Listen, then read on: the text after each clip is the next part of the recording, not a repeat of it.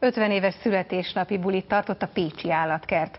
Az állatsimogatóban ezúttal madárpókot és kígyót is simogathattak a bátrabbak. Az igazgató azt mondta, hogy nyertek egy pályázaton, így az állatkertet hamarosan elköltöztetik egy kalandpark közelébe a Mecsekbe. Szerintük a kalandpark miatt többen mennek majd az állatkertbe is. Hátán sütkérezik egy szurikáta a pécsi állatkertben, de az is lehet, csak a látogatóknak produkálja magát. A majmokat viszont nagyon érdekli a tények kamerája. Az egyik kecske az ajándék eleséggel együtt a papírzacskóját is megette, nem hagyott belőle semmit. 50 éves a pécsi állatkert, a különleges szülinapi bulin volt, aki madárpókkal barátkozott. Nézd a kamerába, Husi. És voltak, akik a kígyókkal ismerkedtek meg közelebbről. Vékonyak a gyerekek.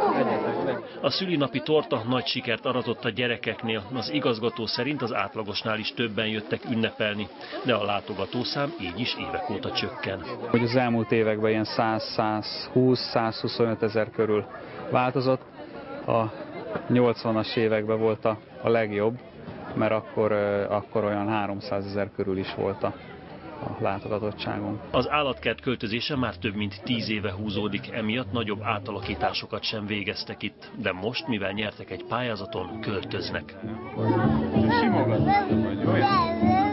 A pécsi alpolgármester azt mondja, az állatkerttel már évtizedekkel ezelőtt is kiemelten foglalkozott a városvezetés. Az 1960-as években az egyik marketingeszköz volt a gyufa címkéknek a hirdetési felülete, és itt Pécs esetében is több gyufa címke van, hiszen található Dömör-kapuról, a Székesegyházról, de a családi dobozra, a legnagyobb reklámfelületre a pécsi állatkert gyufa címkéje került. A költözéshez az állatkert 700 millió forintot kapott, egyelőre azon dolgoznak, hogy a hiányzó pénzt előteremtsék.